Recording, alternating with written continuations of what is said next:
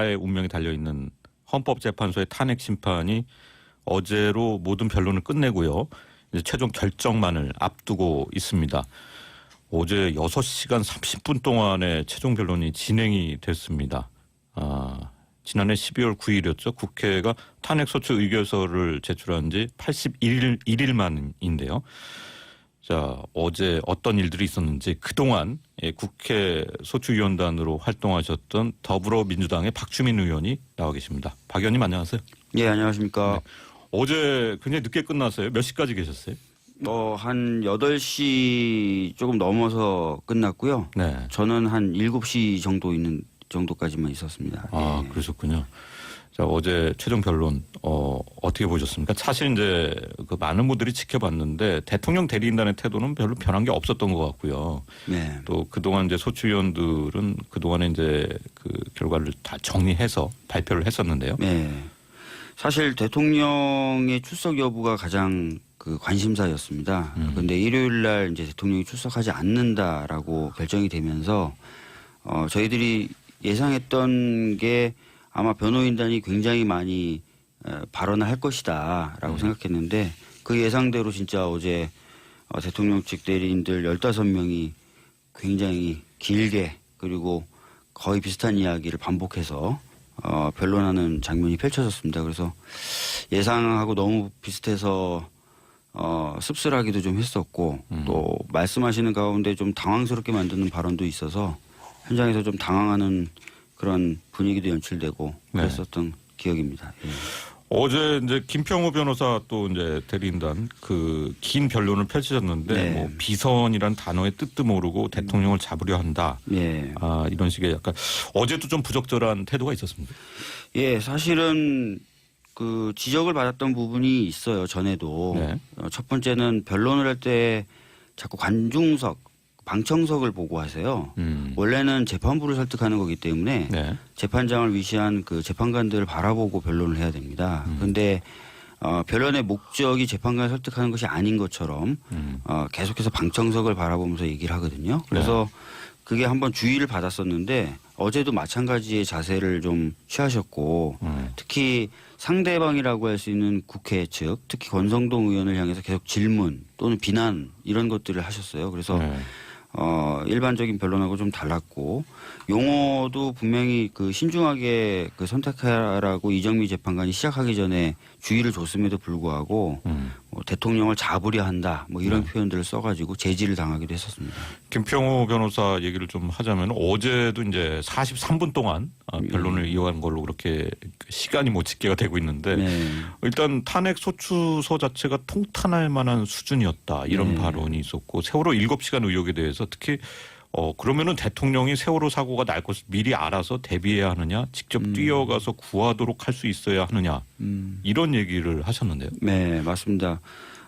사실 뭐 저희들이 문제 제기하는 게 김평우 변호사가 얘기했던 것처럼 뭐 예측을 해가지고 다 대비를 했었다거나 또는 모든 사람을 살렸어야 됐다 이렇게 비난하는 게 아니거든요.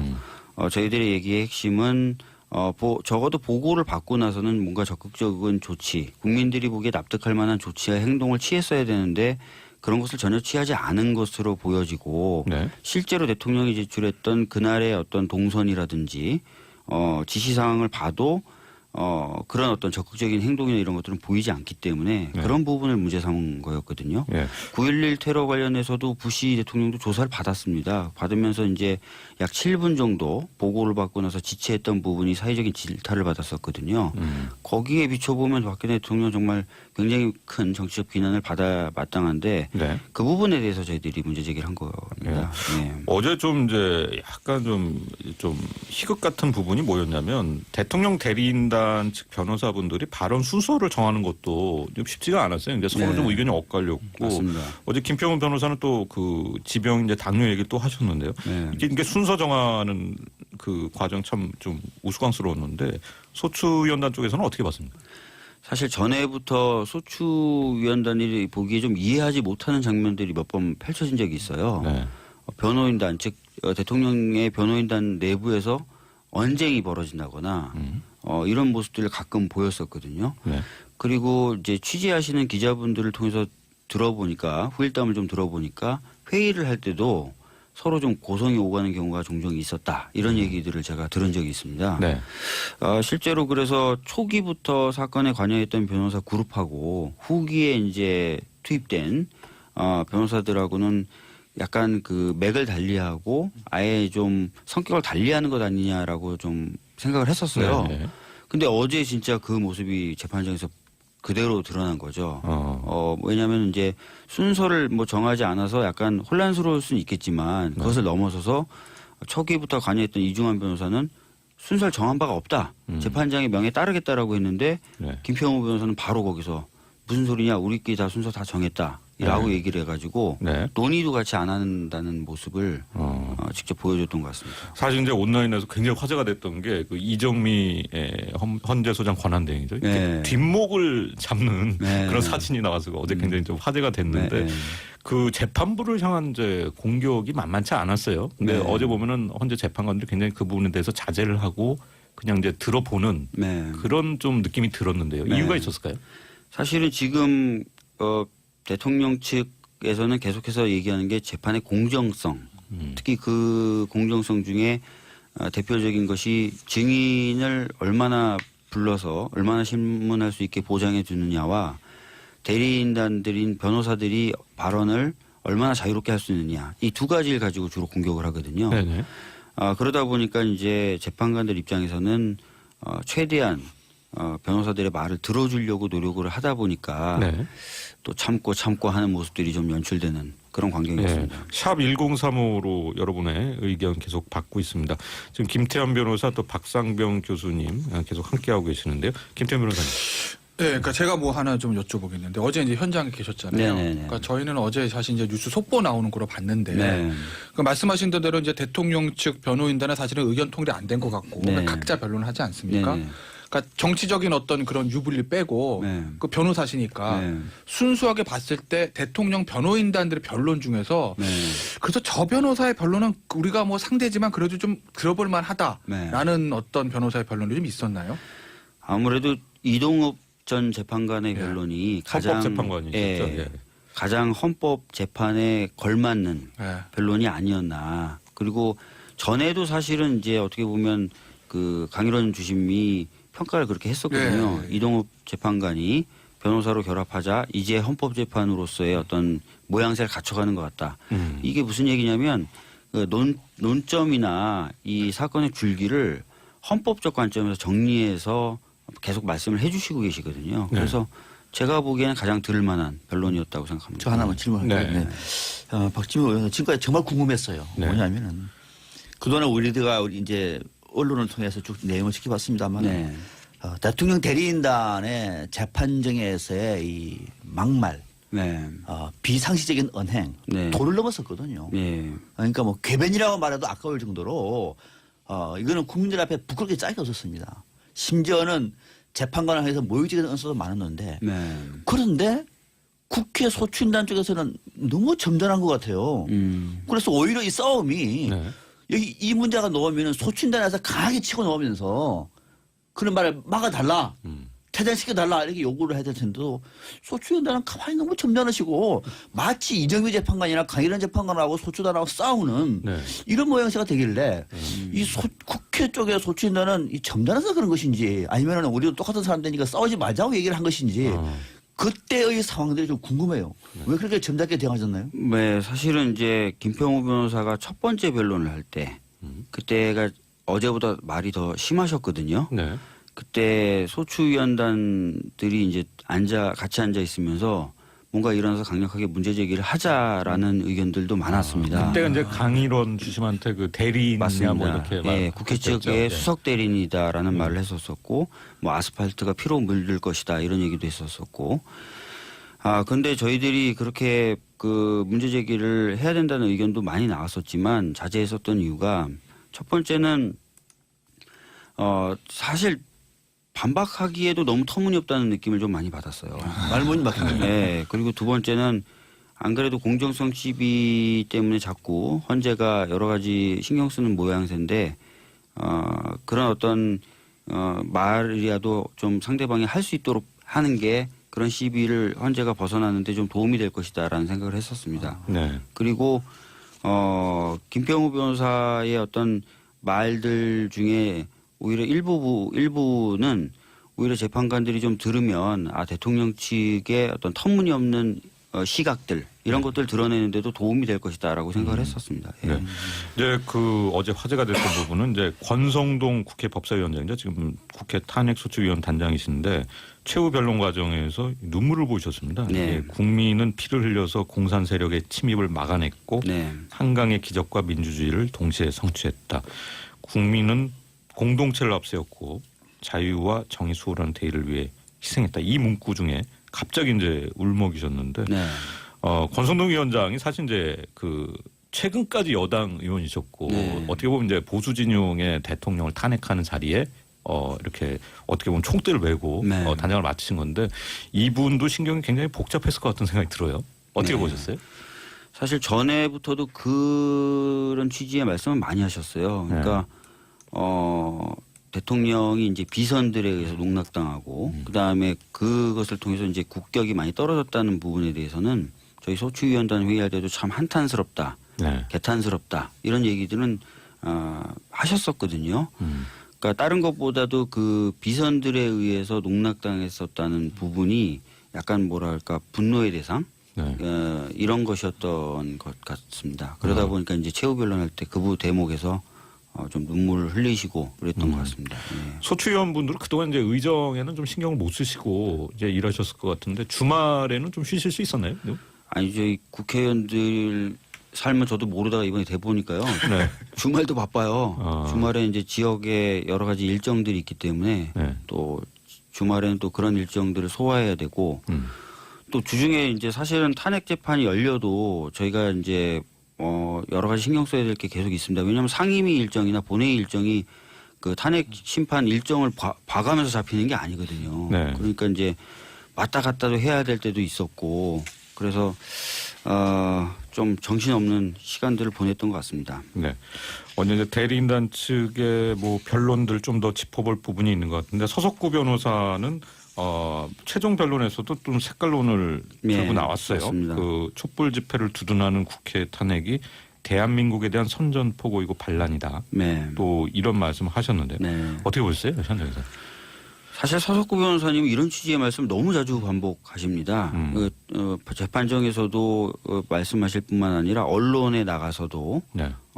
북한의 이런 주장에 사실상 뭐 동조한다 이런 취지로 말씀을 많이 하셨었고 또 제가 직접 듣진 못했지만 태극기 집회에 가셔서도 이런 비슷한 취지의 말씀을 하신 것으로 알려지고 있는데 답답하죠. 진짜 헌법재판소라는 국가기관이 네. 진짜 단순하게 북한의 주장에 동조한다든지 또는 북한을 이롭게 한다든지 만약에 이렇다면은 이 나라 자체가 사실은 말이 안 되는 거고 근데 재밌는 거는 지금 박근혜 대통령과 이명박 대통령의 보수 정권 치하가 10년 가깝게 이어진 상태에서 네. 진짜 서석구 변호사가 말한 대로 됐었다면 그건 정부가 굉장히 무능하거나 일을 안 했다는 거죠.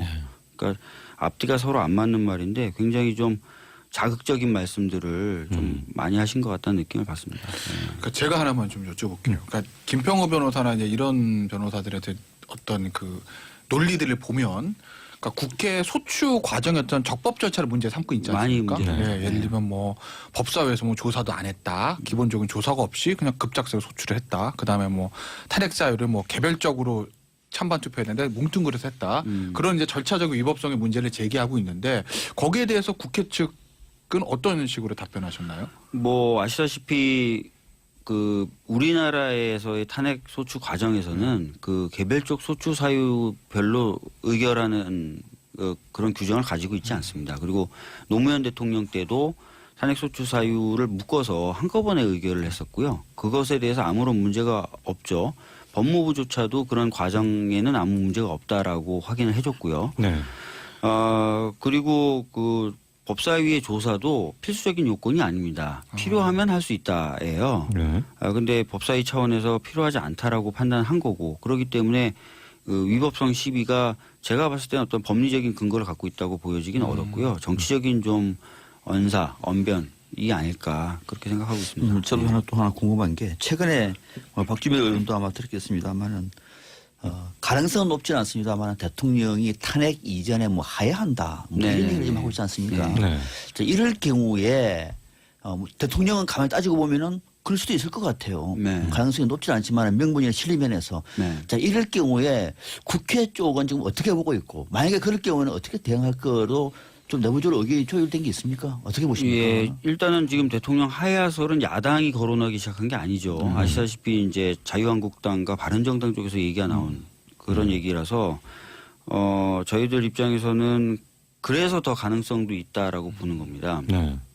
근데 이제 대통령이 그럼 하야하면 탄핵 심판은 각하되는 것이냐 아니냐에 대해서 전례가 없기 때문에 의견이 굉장히 분분한 상황인데 최근에 뭐 여러 학자분들하고 저도 직접 이야기를 해보니까 어떤 학설적인 어떤 정당성이나 이런 것뿐만 아니라 이 혼란을 좀 수습한다는 그 탄핵 심판의 어떤 목적으로 봐도 대통령이 하야하더라도 명확하게 어떤 결론을 내려주는 즉 네. 결정을 하는 것이 좋다라는 생각을 가지고 있고 필요하다고 생각을 합니다. 그래서 저희 쪽에서는 국회 쪽에서는 좀 현재 그런 의견도 이야기하기도 하고, 그러니까 전달을 하기도 하고 언론이나 이런 데 나와서 얘기를 하기도 하는데요. 특별히 그렇다고 뭐 저희 국회 측에서 이걸 대비를 한다는 게 사실상 어렵습니다. 네, 그거 하야나 이것은 대통령 본인의 결정이기 때문에. 근데 어찌 됐든 탄핵 재판은 명확하게 결론을 내려줘야 된다. 네. 혹시 뭐 헌재 쪽에서 어떤 얘기를 들은 건 없고요. 그런 건 없습니다. 그런 건 네. 없고요. 일단 그 탄핵 심판 변론 일정이 진행되는 중에 뭐 언론에서나 시중에서나 이른바 그 탄핵 기각설이라는 것이 좀 돌았었어요. 네, 사실 이제 맞습니다. 일반 국민들 입장에서는 뭐 지금 이 헌법재판소 재판정에서의 발언들은 이제 방송으로 공개가 안 되는 부분이고 네. 또 차후에 이제 기록을 통해서 좀 볼 수 있는 부분인데다가 재판관들도 이제 강유론 주심 또 이정민 재판관 그러니까 그 소장 대행 말고는 그렇게 이제 아는 분들이 없었기 때문에 네. 과연 이제 다른 재판관들은 어떤 생각을 갖고 계신가 이런 거에 대한 이제 관심을 갖는 분들이 상당히 많았습니다. 어떻게 보셨습니까? 사실 저도 그런 소문이 많이 돌고 있다는 건 알고 있습니다. 예. 그리고 특히 태극기 집회 그 무대 위에 올라간 연사분들도 그런 취지로 말씀을 많이 하신다고 듣고 있고 네. 대통령 측 대리인단에 소속돼 있는 변호사들도 태극기 집회 같은 데 가서 그런 취지의 말씀을 하셨다는 것까지도 네. 저도 들어서 알고 그 부분에 있는데 대해서 재판관들은 문제를 삼지 않았습니까? 그건? 그런 부분에 대해서 이제 애둘러 말씀을 하신 적이 있죠. 예. 재판정 외에서 재판에 영향을 미칠 말들을 자제해달라라는 말을 한 적이 있는데 하여튼 계속 그래도 집회는 나가시더라고요. 저희들도 당연히 이제 결과에 대해서 신경을 쓰니까 이렇게 저렇게 그 촉각을 곤두세우고 있지만 네. 뚜렷하게 이 재판관들이 어떤 마음을 먹고 있는지 파악하기가 좀 어려웠습니다. 네. 어려웠고 나름 그 재판정에서 재판관들이 질문하는 태도나 그 내용을 보고 예측을 하는 건데 저희들이 현재까지 갖고 있는 생각은 그래도 기각되기는 어렵지 않을까라는 네. 정도입니다. 네. 예. 뭐 보수 성향의 재판관들이 있고 또 대통령이 임명했던 재판관들이 있으니까 네. 그런 이제 생각하시는 국민들이 꽤 있으신 것 같은데요. 거기에 대해서는 어떻게 보세요? 그러니까 실제로 이제 말씀하신 대로 성향이 보수적이다, 그다음에 대통령이 임명했다라는 이유로 저희들도 걱정은 하는데 네. 그렇게 걱정했던 재판관들이 가끔 질문을 할 때가 있어요. 근데 그 질문의 내용을 가만히 저희들이 들어보면은 이 탄핵 사유가 있다고 좀 보시는 것 아닐까? 네. 그 정도의 느낌을 받은 게 있습니다. 뭐 구체적인 질문이나 또는 재판관의 이름을 거명하는 것은 좀 부적절할 것 같아서요. 네. 네. 자, 일단 관심을 끄는 것이 이제 최종 결론이 언제 나올 것인가요? 네. 그런 건데 지금 3월 10일과 13일 뭐 양일이 거론이 되고 있어요. 소추위원단은 어떻게 예상합니까? 지금 저희들은 10일과 13일 중에 하루일 거라고 생각을 하는데 네. 소추인단 내부에서도 좀 분분합니다. 분분한데 저 같은 경우에는 13일이 오히려 더 타당하지 않을까라고 보고 있어요. 예. 왜 그렇게 보시는 거예요? 13일이 만약에 선고일이 되게 되면 월요일인데. 예, 월요일이라서 이제 그동안 월요일에 선고한 전례가 없어서 좀 문제긴 한데 그리고 이정미 재판관이 퇴임하는 날이긴 한데 13일이라면은 60일 내에 선고하기로 되어 있는 그 규정에 따르면 5월 11일 날 선고가 가능하게 됩니다. 네. 그렇게 되면은 그 전에 재판 9일이나 10일에 판결 내렸을 때보다 연휴나 이런 것들 고려했을 때 네. 대략 한 7일 정도에서 한 10일 정도 네. 선고를 더 할 수 있습니다. 아, 예. 근데 아무래도 이제 헌재가 판결을 내릴 상태가 돼서 9일, 10일, 13일 중에 선택할 수 있을 정도의 여건이 된다면 그런 것도 좀 고려를 하지 않을까. 네. 국민들의 어떤 입장에서는 후보도 검증해야 되고 정책도 검증해야 되는데 기간이 너무 짧아지면 그런 게 어렵지 않습니까? 네. 그래서 그런 것도 고려하지 않을까 봤을 3월 때. 13일로 예상하시는군요. 예, 저는 그렇습니다. 네. 예. 이 탄핵 심판 와중에 이제 재판관 구인 체제에 대한 논란이 있었어요. 예. 그 지금 이제 8분이 하고 계신 것이 이제 위법이다. 이런 주장이 이제 손봉규 변호사를 비롯해서 네. 대리인단 측에서 주장을 했는데 소추위원단 측에서는 어떤 논리를 펴셨습니까? 거기에 대해서. 실제로 관련된 규정에 그것이 위법이다라고 얘기하는 규정은 없습니다. 네. 그리고 헌재에서도 과거에 결혼이 있어도 판결을 내려왔었었고요. 그렇기 때문에 저희들은 그것이 특별히 중대한 어떤 주장이라고 생각하지는 않았습니다. 네. 예. 그래서 거기에 대해서 오히려 보시는 국민들 입장에서는 저쪽은 세게 주장하는데 저희들은 거의 주장을 안 하는 것처럼 보였을 수도 있는데요. 네. 저희 입장에서는 그렇게 법리적으로 유효한 주장은 아니라고 생각했습니다. 자, 재판관 8분 이제 그 평의 준비에 들어가는데요. 이 네. 탄핵 심판의 결론을 얘기한 합의를 말하는 것인데 앞으로 일정 어떻게 됩니까? 이제 앞으로 일정은 이제 오늘부터 평의가 오늘일지 내일인지 모르겠어요. 평의가 시작이 되겠죠. 근데 네. 평의가 시작되는 이제 과정들에 대해서 좀 말씀을 좀 드리면 일단 평의라는 게 어떻게 보면은 야 너 찬성이야 반대야 이걸 거수한다기보다 어떻게 보면 토론을 통해서 의견을 이제 재판관들 맞춰가는 과정이거든요. 네. 그러면 이제 처음에 토론하면서 어느 정도 찬성하라는 분, 인용을 원하는 분, 기각을 원하는 분, 각하를 원하면 조금 의견이 약간 갈릴 수가 있겠죠. 네. 그러면 그 상태에서 이제 후임 재판관, 가장 이제 막내 재판관이죠. 네. 그러니까 인용을 의견을 말했던 사람 중에서 막내, 기각을 말했던 사람 중에서 막내, 각하를 말했던 사람 막내들이 이제 막내 재판관들이 재판관 결정을 먼저 작성을 합니다. 그 상태에서 계속 토론을 통해서 맞춰가면서 최종적인 결정은 사안에 따라 틀린데 이번 사건 같은 경우는 워낙 큰 사건이다 보니까 그날 아침에 통진당 때도 그날 아침에 했다고 그러지 않았습니까? 네. 아침에 최종적으로 당신은 인용입니까? 기각입니까? 또는 거수 이렇게 해서 마지막 평결을 하고 그리고 네. 나서 예를 들어서 이제 인용이 결정되면 인용을 다수 의견으로 기각이 소수면 소수 의견 또 그 반대 수도 있는 것이고요. 그런 식으로 해서 그날 선고하는 것으로 네. 알고 있죠. 국회 소추위원단은 헌재 결정에 승복하겠다는 입장을 밝히셨는데요. 어떤 결정이 나와도 변화가 없는 겁니까? 일단은 소추위원단의 경우에는 당사자예요. 네. 그러니까 특히나 이제 국회 중에서도 소추위원단은 당사자로 참여를 했기 때문에 저희 입장에서는 승복한다고밖에 말씀을 드릴 수 없는 상황이죠. 네. 그렇습니다. 예. 끝으로 이제 어떤 말씀을 국민들에게 하고 싶으십니까? 많은 국민들이 지금 이 탄핵소추 관련된 그 절차가 진행되는 것을 긴장 속에서 그리고 걱정 속에서 지켜보고 계십니다. 그리고 네. 원래 예상보다는 좀 많이 길어졌어요. 네. 그러다 보니까 이제 또 국민분들이 지치시기도 하시고요. 근데 네.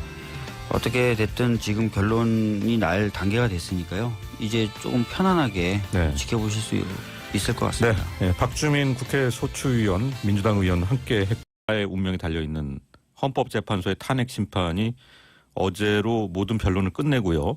이제 최종 결정만을 앞두고 있습니다. 어제 6시간 30분 동안의 최종 변론이 진행이 됐습니다. 지난해 12월 9일이었죠. 국회가 탄핵소추 의결서를 제출한 지 81일 만인데요. 자, 어제 어떤 일들이 있었는지 그동안 국회 소추위원단으로 활동하셨던 더불어민주당의 박주민 의원이 나와 계십니다. 박 의원님 안녕하세요. 예, 안녕하십니까. 네. 어제 굉장히 늦게 끝났어요. 몇 시까지 계셨어요? 한 8시 조금 넘어서 끝났고요. 네. 저는 한 7시 정도까지만 있었습니다. 예. 그러셨군요.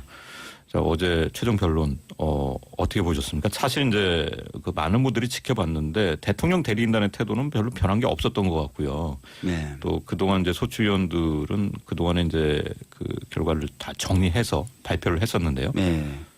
사실 대통령의 출석 여부가 가장 그 관심사였습니다. 그런데 일요일 날 이제 대통령이 출석하지 않는다라고 결정이 되면서 저희들이 예상했던 게 아마 변호인단이 굉장히 많이 발언을 할 것이다라고 생각했는데 그 예상대로 진짜 어제 대통령 측 대리인들 15명이 굉장히 길게 그리고 거의 비슷한 이야기를 반복해서 변론하는 장면이 펼쳐졌습니다. 그래서 예상하고 너무 비슷해서 씁쓸하기도 좀 했었고 또 말씀하시는 가운데 좀 당황스럽게 만드는 발언도 있어서 현장에서 좀 당황하는 그런 분위기도 연출되고 그랬었던 기억입니다. 예.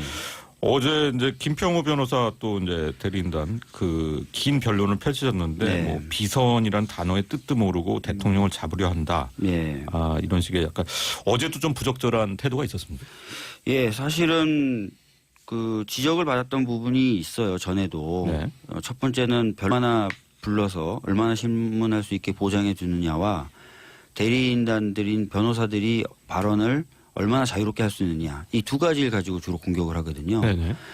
그러다 보니까 이제 재판관들 입장에서는 최대한 변호사들의 말을 들어주려고 노력을 하다 보니까 네. 또 참고 하는 모습들이 좀 연출되는 그런 광경이었습니다. 네. 샵 1035로 여러분의 의견 계속 받고 있습니다. 지금 김태현 변호사 또 박상병 교수님 계속 함께하고 계시는데요. 김태현 변호사님. 네, 그러니까 제가 뭐 하나 좀 여쭤보겠는데 어제 이제 현장에 계셨잖아요. 네네네. 그러니까 저희는 어제 사실 이제 뉴스 속보 나오는 거로 봤는데 네. 그 말씀하신 대로 이제 대통령 측 변호인단은 사실은 의견 통일이 안 된 것 같고 네. 그러니까 각자 변론을 하지 않습니까? 네네. 그러니까 정치적인 어떤 그런 유불리 빼고 네. 그 변호사시니까 네. 순수하게 봤을 때 대통령 변호인단들의 변론 중에서 네. 그래서 저 변호사의 변론은 우리가 뭐 상대지만 그래도 좀 들어볼 네. 만하다라는 어떤 변호사의 변론이 좀 있었나요? 아무래도 이동욱 전 재판관의 변론이 가장 헌법재판관이셨죠. 예. 가장 헌법 재판에 걸맞는 네. 변론이 아니었나. 그리고 전에도 사실은 이제 어떻게 보면 그 강일원 주심이 평가를 그렇게 했었거든요. 예. 이동욱 재판관이 변호사로 결합하자 이제 헌법재판으로서의 어떤 모양새를 갖춰가는 것 같다.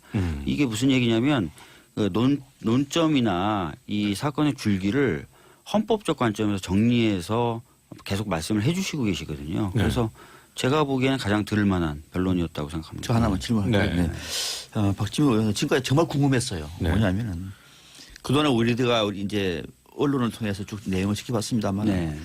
대통령 대리인단의 재판정에서의 이 막말, 네.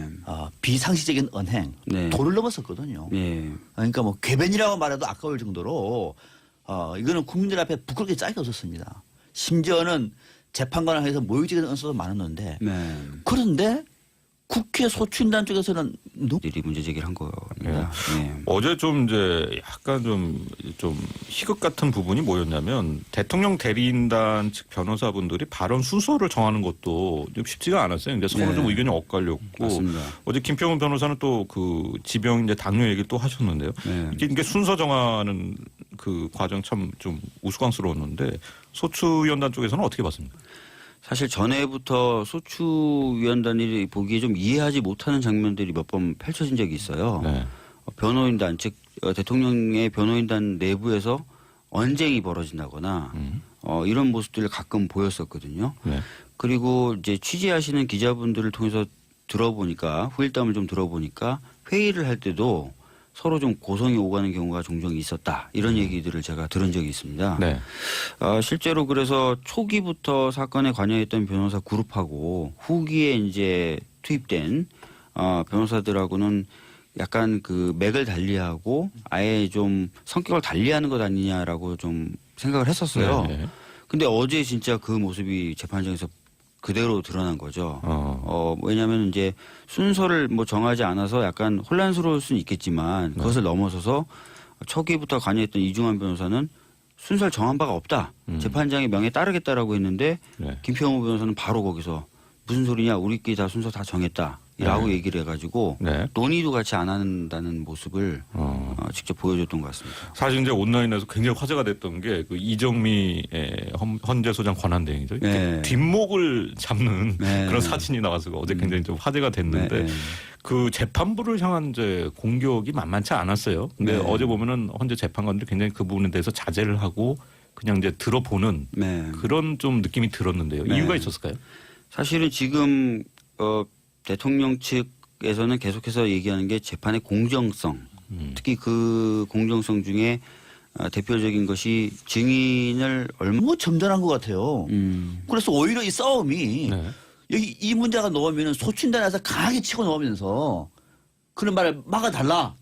퇴장시켜달라 이렇게 요구를 해야 될 텐데도 소추위원단은 가만히 너무 점잖으시고 마치 이정미 재판관이나 강일원 재판관하고 소추단하고 싸우는 네. 이런 모양새가 되길래 이 국회 쪽의 소추위원단은 이 점잖아서 그런 것인지 아니면 우리도 똑같은 사람들이니까 싸우지 말자고 얘기를 한 것인지 그때의 상황들이 좀 궁금해요. 왜 그렇게 점잖게 대응하셨나요? 네, 사실은 이제 김평우 변호사가 첫 번째 변론을 할 때 그때가 어제보다 말이 더 심하셨거든요. 네. 그때 소추위원단들이 이제 같이 앉아 있으면서 뭔가 일어나서 강력하게 문제 제기를 하자라는 의견들도 많았습니다. 그때가 이제 강일원 주심한테 그 대리인이냐 맞습니다. 뭐 이렇게 예, 국회 했었죠. 측의 네. 수석 대리인이다라는 말을 했었었고, 뭐 아스팔트가 피로 물들 것이다 이런 얘기도 했었었고, 근데 저희들이 그렇게 그 문제 제기를 해야 된다는 의견도 많이 나왔었지만 자제했었던 이유가 첫 번째는 사실 반박하기에도 너무 터무니없다는 느낌을 좀 많이 받았어요. 말문이 막히네요. 네. 그리고 두 번째는 안 그래도 공정성 시비 때문에 자꾸 헌재가 여러 가지 신경 쓰는 모양새인데 그런 어떤 말이라도 좀 상대방이 할 수 있도록 하는 게 그런 시비를 헌재가 벗어나는데 좀 도움이 될 것이다라는 생각을 했었습니다. 네. 그리고 김평우 변호사의 어떤 말들 중에 오히려 일부는 오히려 재판관들이 좀 들으면 대통령 측의 어떤 터무니없는 시각들 이런 것들 드러내는데도 도움이 될 것이다라고 생각을 했었습니다. 예. 네. 이제 그 어제 화제가 됐던 부분은 이제 권성동 국회 법사위원장이죠. 지금 국회 탄핵소추위원 단장이신데 최후 변론 과정에서 눈물을 보이셨습니다. 네. 예, 국민은 피를 흘려서 공산 세력의 침입을 막아냈고 네. 한강의 기적과 민주주의를 동시에 성취했다. 국민은 변론을 할 때 자꾸 관중석, 방청석을 보고 하세요. 원래는 재판부를 설득하는 거기 때문에 네. 재판장을 위시한 그 재판관들을 바라보고 변론을 해야 됩니다. 그런데 변론의 목적이 재판관을 설득하는 것이 아닌 것처럼 계속해서 방청석을 바라보면서 얘기를 하거든요. 그래서 그게 한번 주의를 받았었는데 어제도 마찬가지의 자세를 좀 취하셨고 특히 상대방이라고 할 수 있는 국회 측 특히 권성동 의원을 향해서 계속 질문 또는 비난 이런 것들을 하셨어요. 그래서 네. 일반적인 변론하고 좀 달랐고 용어도 분명히 그 신중하게 그 선택하라고 이정미 재판관이 시작하기 전에 주의를 줬음에도 불구하고 뭐 대통령을 잡으려 한다 뭐 이런 표현들을 써가지고 제지를 당하기도 했었습니다. 김평우 변호사 얘기를 좀 하자면 어제도 이제 43분 동안 변론을 이어간 걸로 그렇게 시간이 뭐 집계가 되고 있는데 네.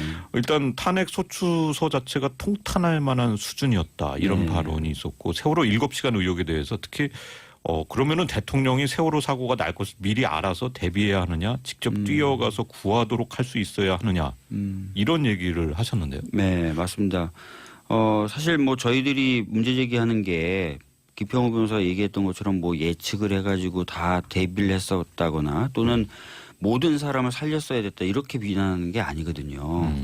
저희들의 얘기의 핵심은 적어도 보고를 받고 나서는 뭔가 적극적인 조치, 국민들이 보기에 납득할 만한 조치와 행동을 취했어야 되는데 그런 것을 전혀 취하지 않은 것으로 보여지고 네. 실제로 대통령이 제출했던 그날의 어떤 동선이라든지 지시사항을 봐도 그런 어떤 적극적인 행동이나 이런 것들은 보이지 않기 때문에 네. 그런 부분을 문제 삼은 거였거든요. 예. 9.11 테러 관련해서도 부시 대통령도 조사를 받았습니다. 받으면서 이제 약 7분 정도 보고를 받고 나서 지체했던 부분이 사회적인 질타를 받았었거든요.